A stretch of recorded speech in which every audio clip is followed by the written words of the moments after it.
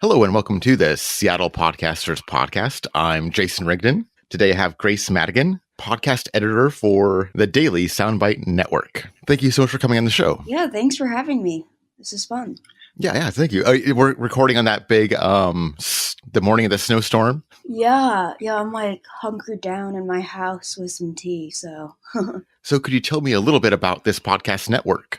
Yeah, so I don't think maybe a lot of people know about it, but the Daily has its own podcast network. We currently have 6 shows right now, and they range in different topics. There's one about the environmental research that goes on at the UW. There's one about UW sports. I do one that's like sort of like the New York Times The Daily, only it's weekly, and it's like pertaining to UW and Seattle news.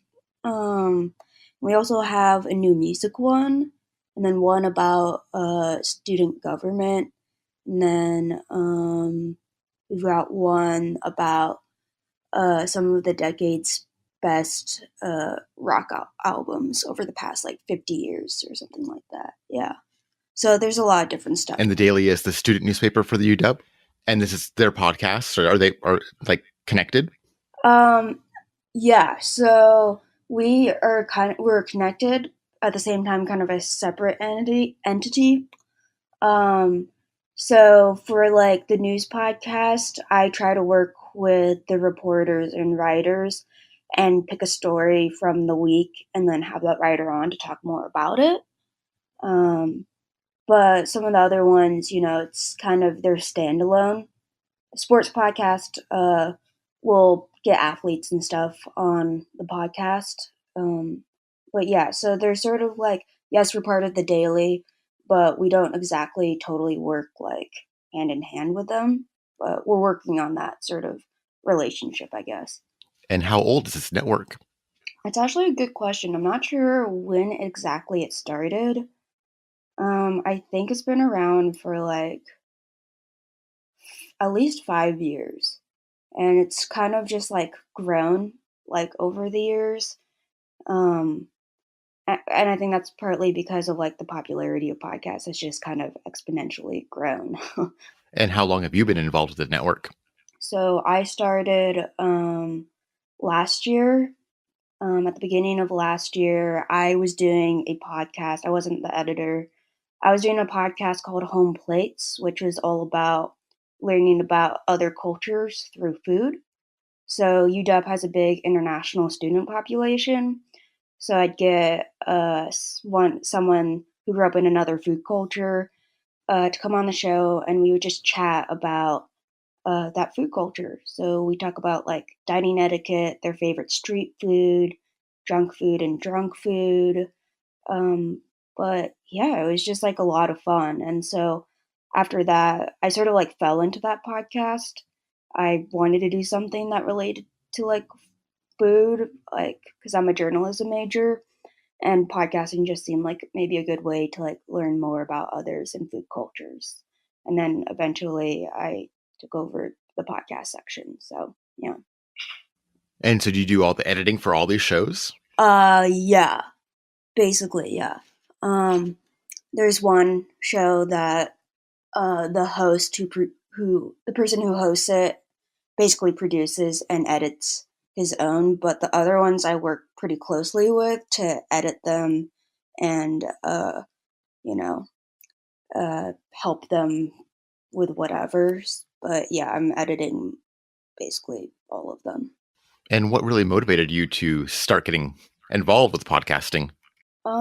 That's a good question. I think honestly, it was like it really does go back to me just wanting to find an outlet to like learn more and talk about like food. That food writing is what I'm really interested in, and I'm a journalism student, so um, I just wanted to find a way to sort of tell stories revolving around food, and I saw a podcast as sort of a way that was like seemed accessible at the time, and I thought could like help me improve my own like interviewing skills and also like learn about new things and other people and other cultures. And I liked podcasts a lot, and so I thought, why not try this? And I honestly just like ended up really enjoying it. It was sort of weird. I don't think like I really went into it thinking I was gonna enjoy it because I'm not crazy about the sound of my own voice. I think like many other people. Um, but it was just a lot of fun to like learn about other people and talk to other people that maybe I wouldn't have had a chance to do if I hadn't been doing the podcast. And had you done any podcasting before this? No, I had not. I'd done some like online radio stuff for like college, but that was like mainly just playing some songs and then telling them, the listeners what song it was and what band it was or whatever. So nothing really like podcasting, no. But it was definitely sort of like a learn as I went process for me, and I'm still like learning a lot. So, And for you personally, what's been the biggest challenge of podcasting? I would say that I think like I've never had any like training or like formal. Yeah, I've never had any formal training. And so a lot of it is just trial and error. And as podcast editor, I'm expected to like, really help everyone else and like get these podcasts up and running and stuff. And, I think I know enough to like get them off the ground and help them. But, I'm always searching for new ways to try to promote, to like, make the sound better, to help them, with whatever. And so I think it's just been like a challenge of like always trying to like keep learning, keep up, because I've never had like a class or anyone to like sit down and be like, oh, this is how you work the soundboard, or this is how you edit with Audition. This is how this is a good interviewing tip or whatever. So it's really just been like me trying a bunch of stuff and seeing what works, what doesn't work, and then constantly trying to find resources to help me improve those things. Yeah, it takes a lot of bravery to do this, to put yourself out there and record yourself and push yourself to learn all this stuff. Yeah, I think like yeah, and I think that's what scares a lot of people from doing podcasts. And I think like you just kind of have to, cuz like I think with like what I tell everyone is like who's interested in podcasts but they're like I don't want to do it, for the daily. I'm just like, you have to kind of suck before you get better. And the fun thing with like podcasts is like even though it's like recorded, you can hear your suckiness at first, you can like see and hear that like improvement, and you can pick out the things that you want to improve, right? Because it's like recorded and it's right there. And so, next time you have a guest on, you don't want to say like as much or like uh you want to be a little bit more prepared or whatever. And it's just like takes time, I think, and for you to put yourself out there and suck a little bit before you can get better. And so, what have been your biggest rewards of doing this? Um, I think it's just been like, I think just like all the people and things like that I've gotten to talk about and learn about. Like I was saying that I probably wouldn't have been able to like had an excuse or reason to like learn more about or like talk to that person. I think it's been really cool, and that's something I think with just like journalism in general that's like pretty cool is you have the excuse to like ask people about things or themselves, that you find kind of interesting, and you get to pick their brain. Um, but yeah, I think it's just been fun trying to like put these things out there and really connect to the UW community and you know see the reaction, and I'm like really working to try to reach more of the UW community, but I think the reaction that we have gotten has been positive, and that's been cool to see. And do these shows run any ads or ask for donations? We do not. Um, yeah, we don't. Just because we're part of the daily, technically. Uh, I think eventually in the future like the Daily would like to be able to like monetize podcast, but as you know, that's like pretty difficult. I feel like the podcast market is kind of like oversaturated right now. So it's like, why should you listen to these student produced, hosted, run podcasts when there's, I think, like a lot of other ones that maybe like better quality, more interesting, bigger guests or whatever. But at the same time, like I do feel like our podcasts are valuable in that we're a bunch, we're college students trying to learn how to do this. And there's some really cool things that we have going on. Like our sports one has like athletes come in and they kind of just talk to them as students, which I think is really fun.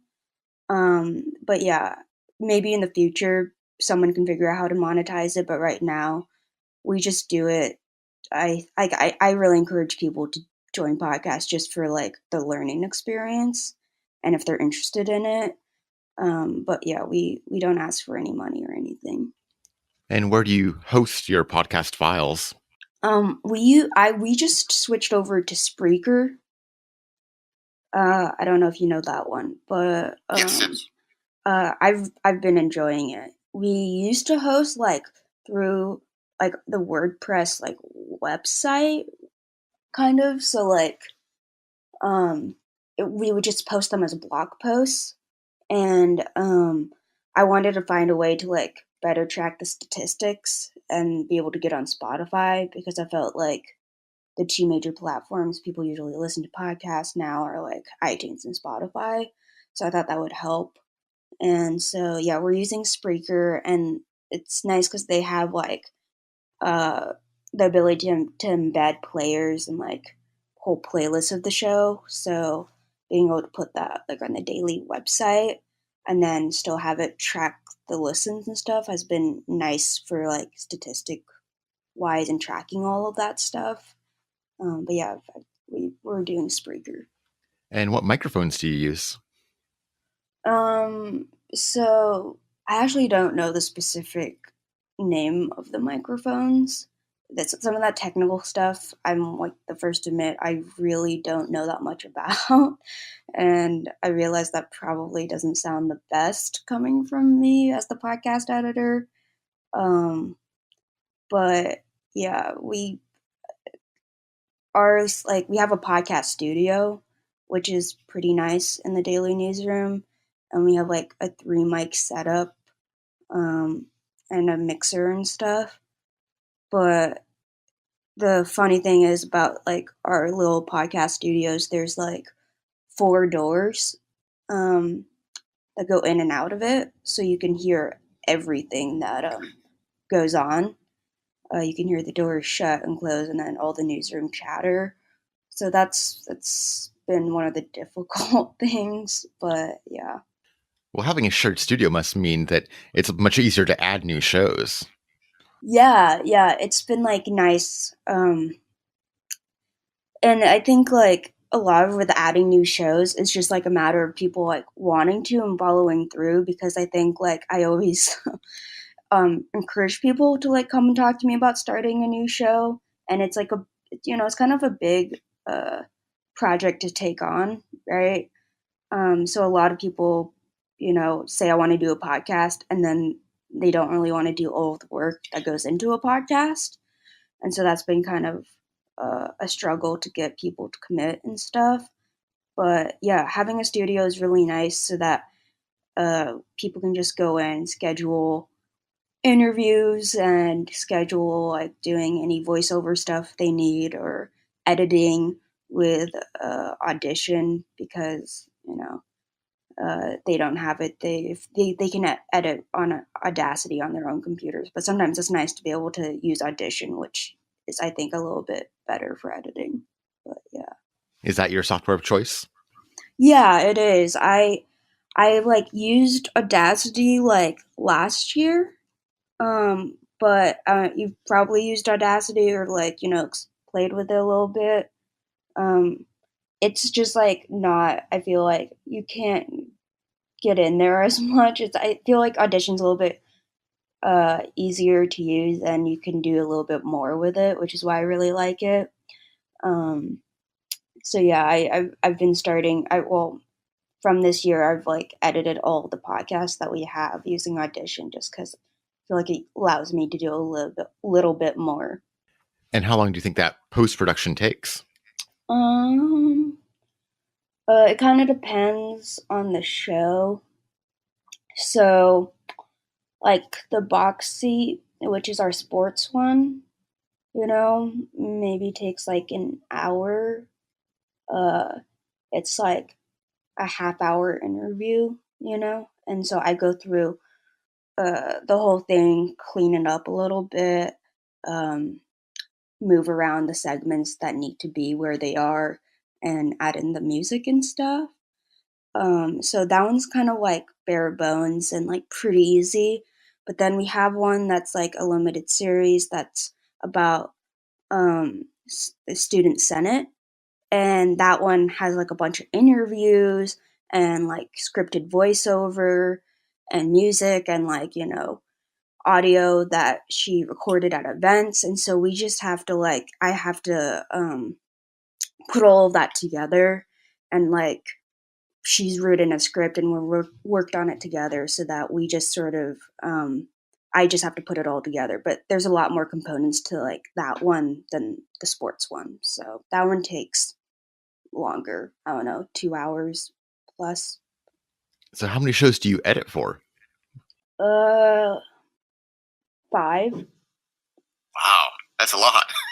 It is. It's like podcast is taking over my life, is what I say.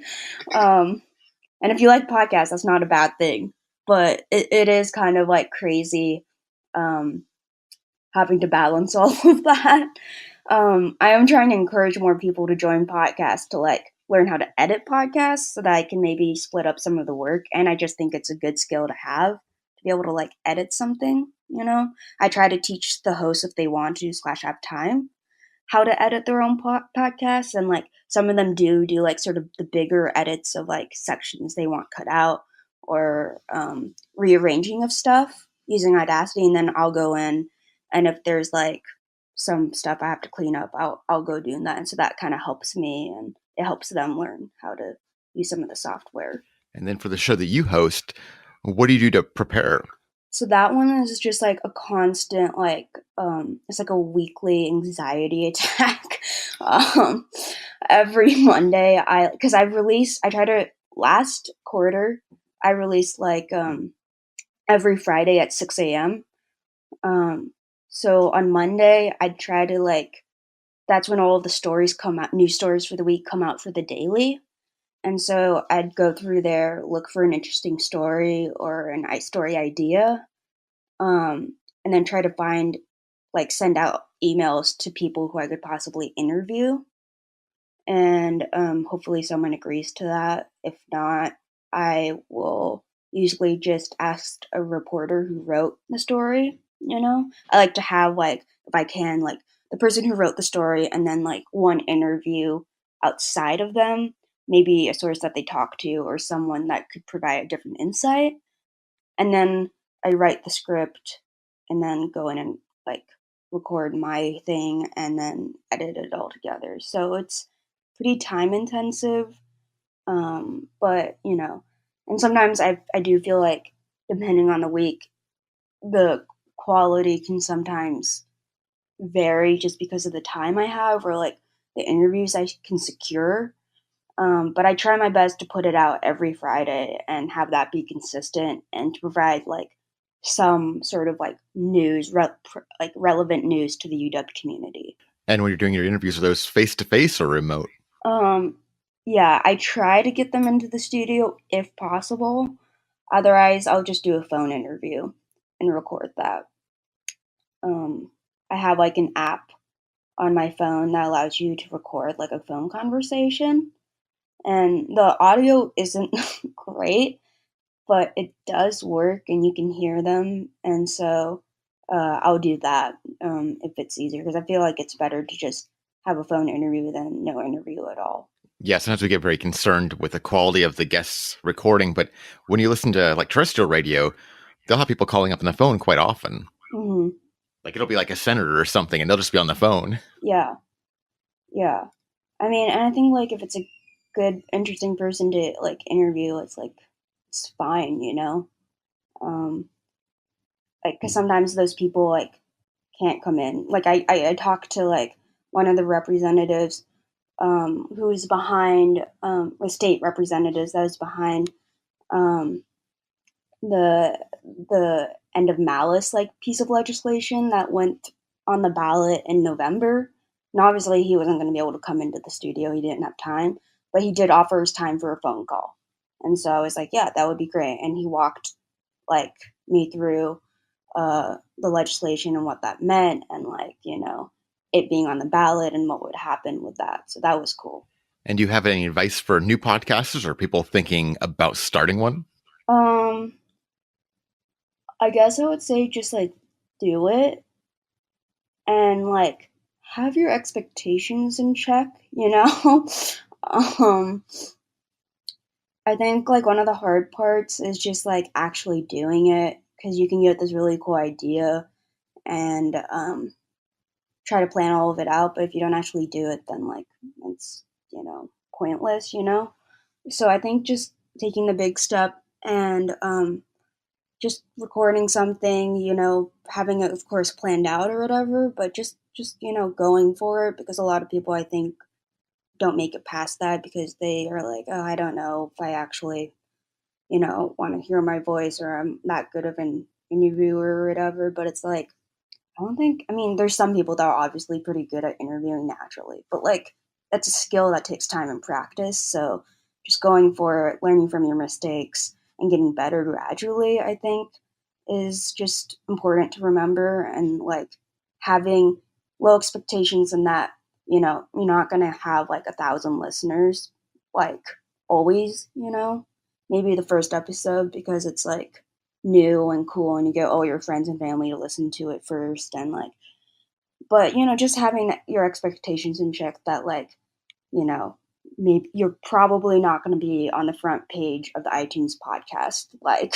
page uh going forward but you know just knowing that but just keeping on like working and trying to improve and remember that you're doing it for yourself and maybe the small community or listeners that you have right now and that's okay like you can work on promoting it and growing the audience but just really making sure that you're putting out quality stuff no matter how small of an audience it is and that's okay if it's only like 20 people but just keep working on it because it's for you and it's fun.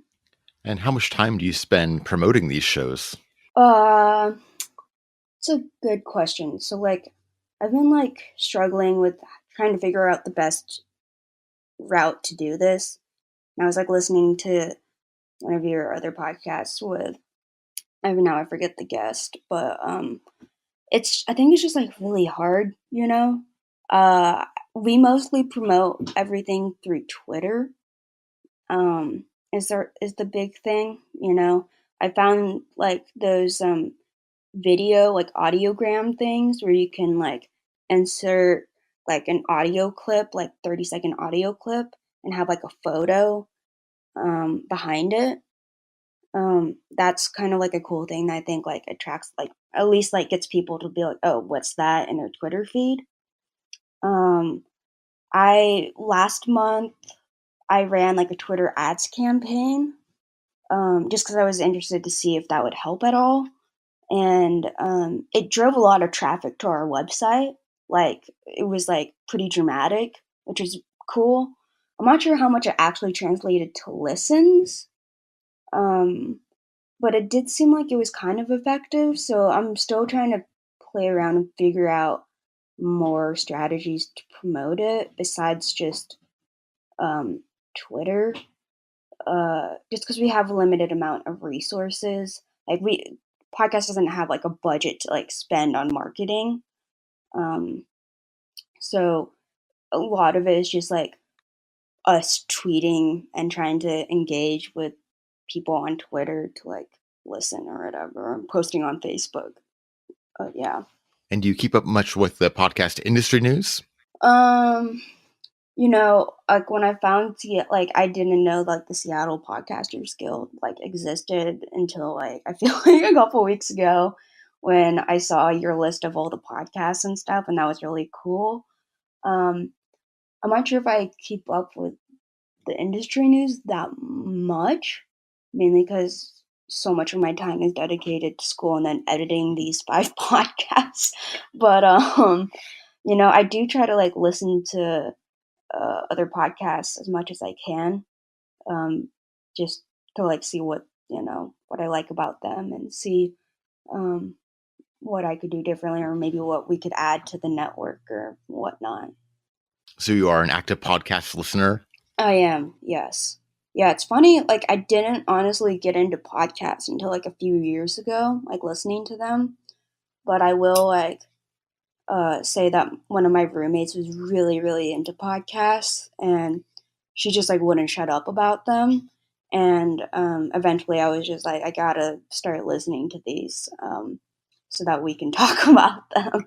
And it's just been like it's a good way to pass the time, especially if you're doing a boring task at work or something. Totally, totally. So how do you discover new shows?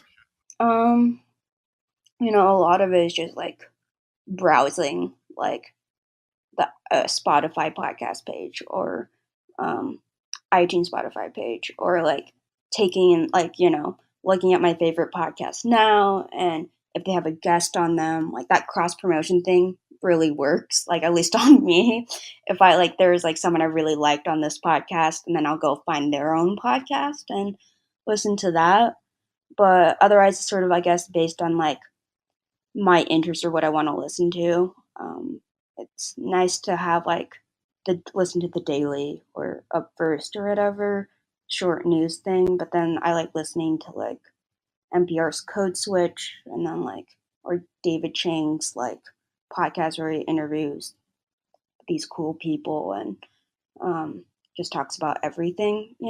So yeah, it's just kind of like whatever I kind of stumble upon, I guess. And as a podcast listener, do you have any pet peeves? That's a good question.